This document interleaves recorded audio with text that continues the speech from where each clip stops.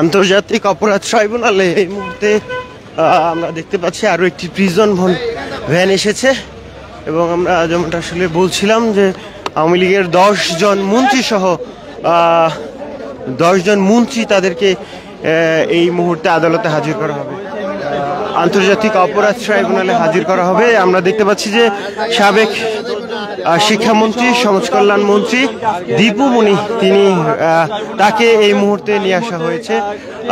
দেখছেন সেটি prison van থেকে তাকে বের করা হবে এবং জুলাই গণহত্যার দায়ে তার বিরুদ্ধেও কিন্তু অভিযোগ রয়েছে এবং সেই অভিযোগের পরিপ্রেক্ষিতে আন্তর্জাতিক অপরাধ ট্রাইব্যুনালে তাদের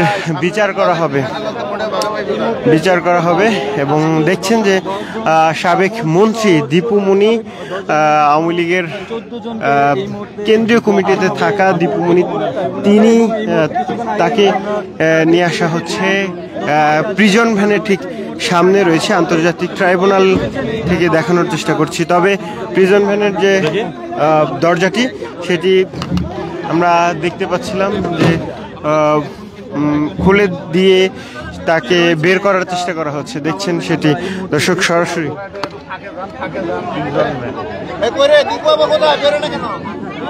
সরাসরি দেখছিলেন ডেইলি সানে, আপনাদের সঙ্গে ছিলাম শেখ নাসিরউদ্দিন। এই মুহূর্তে দীপু মনিকে বের করা হচ্ছে এবং আন্তর্জাতিক অপরাধ ট্রাইব্যুনাল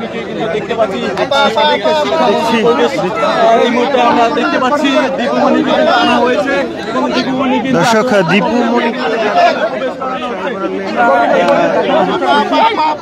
দেখানোর চেষ্টা করছি। ডেইলি সানে দীপু মনি, সাবেক মন্ত্রী দীপু মনিকে কিন্তু এই মুহূর্তে আন্তর্জাতিক অপরাধ ট্রাইব্যুনাল, সেই আন্তর্জাতিক ট্রাইব্যুনালে তাকে নেওয়া হচ্ছে। দেখছেন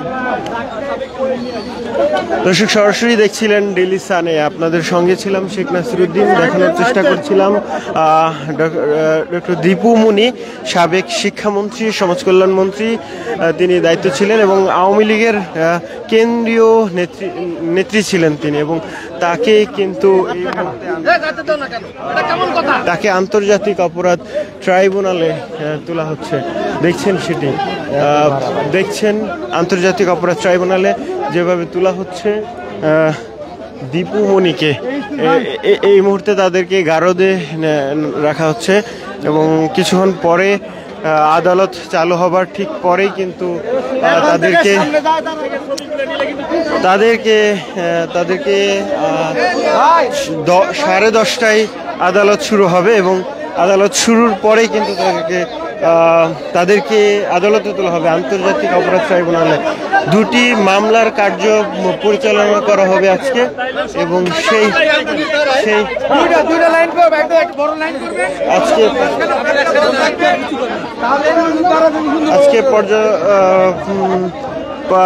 আজকে কিন্তু সেটি করা হবে। আমরা যেমনটা আসলে দেখানোর চেষ্টা করছিলাম, আওয়ামী লীগ সরকারের মন্ত্রী ডক্টর দীপু মনি, তাকে কিন্তু কিছুক্ষণ আগে আন্তর্জাতিক অপরাধ ট্রাইব্যুনালে নিয়ে আসা হলো এবং তিনি তার বিরুদ্ধে যে জুলাই গণহত্যার অভিযোগ, সেই গণহত্যার অভিযোগ রয়েছে।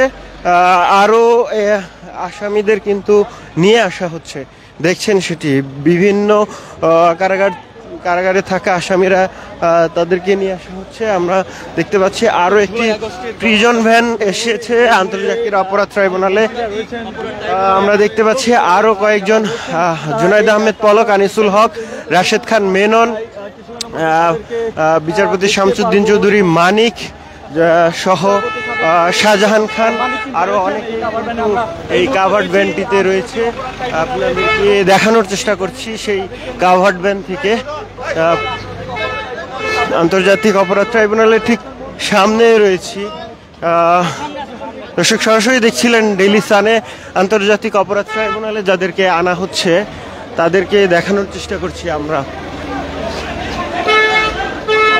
আন্তর্জাতিক অপরাধ ট্রাইব্যুনালে এই মুহূর্তে আরও বেশ কয়েকজন আসামি এসছেন। আজকে রাশেদ খান মেনন, জুনাইদ আহমেদ পলক সহ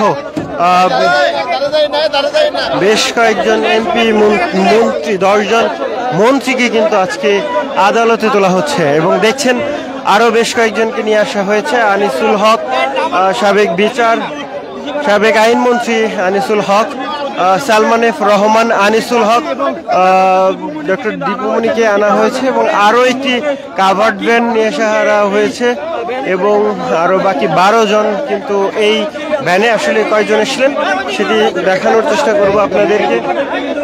সরাসরি দেখছিলেন ডেইলি সানে, আপনাদের সঙ্গে ছিলাম, দেখানোর চেষ্টা করছিলাম যে আন্তর্জাতিক অপরাধ ট্রাইব্যুনালের ঠিক সামনের দৃশ্য, যেখানে কিছুক্ষণ আগেই কিন্তু ডক্টর দীপুমণি, সাবেক সমাজ কল্যাণ এবং শিক্ষা মন্ত্রণালয়ের দায়িত্ব যিনি পালন করেছেন, কেন্দ্রীয় নেতৃত্ব, তিনি এসেছিলেন এবং তাকে রাখা হয়েছে এবং আরও কয়েকজনই এই প্রিজন ভ্যানটিতে রয়েছেন। আজকে জানেন যে আন্তর্জাতিক অপরাধ ট্রাইব্যুনালে 10 মন্ত্রী সহ 14 জন আসামি রয়েছেন। তাদের মধ্যে বিচারপতি শামসুদ্দিন চৌধুরী মানিক রয়েছেন এবং সাবেক স্বরাষ্ট্র সচিব জাহাঙ্গীর আলম, তাকেও কিন্তু এই মামলায় রাখা হয়েছে। দুটি মামলা আসলে আন্তর্জাতিক ট্রাইব্যুনাল পরিচালিত হবে। সেই কার্য পরিচালনায় প্রথম যে মামলা, সেই মামলার আসামি করা হয়েছে সাবেক পতিত স্বৈরাচারের প্রধান শেখ হাসিনাকে এবং বাকি মামলার আসামিগুলোতে কিন্তু এই আওয়ামী লীগ সরকারের আরও যে মন্ত্রীগুলো রয়েছে,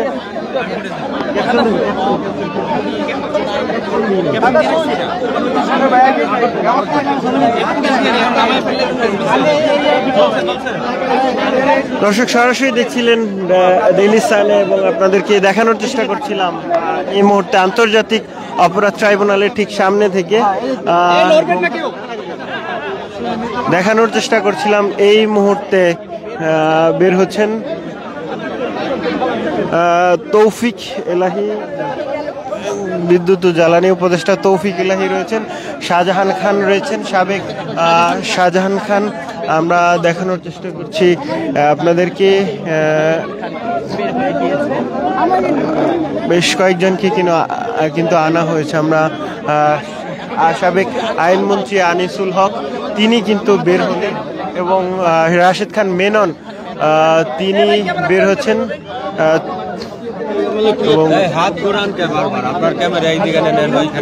দর্শক সরাসরি দেখছিলেন ডেইলি সান এবং আপনাদেরকে দেখানোর চেষ্টা করছিলাম শাহজাহান খান, হাসানুল হক ইনো সহ বেশ কয়েকজনকে কিন্তু নিয়ে আসা হলো। মোট 4 জন নামলেন এবং এই মুহূর্তে দেখানোর চেষ্টা করছি মজুমদার, সাবেক কামাল আহমেদ মজুমদার, সালমান এফ রহমান, তিনিও নামলেন মাত্র। দেখানোর চেষ্টা করছিলাম আপনাদেরকে। এরপরে সাবেক বিদ্যুৎ জ্বালানি উপদেষ্টা তৌফিক এলাহি চৌধুরী, তিনি রয়েছেন এবং আপনারা দেখছেন এক এক করে আওয়ামী লীগের যে মন্ত্রী এমপিরা রয়েছেন। জুনাইদ আহমেদ পলক, তিনি দেখছেন সেটি এবং দেখছেন জুনাইদ আহমেদ পলক সহ বেশ কয়েকজনকে কিন্তু নিয়ে আসা হলো। দর্শক সরাসরি দেখছিলেন ডেইলি সানে।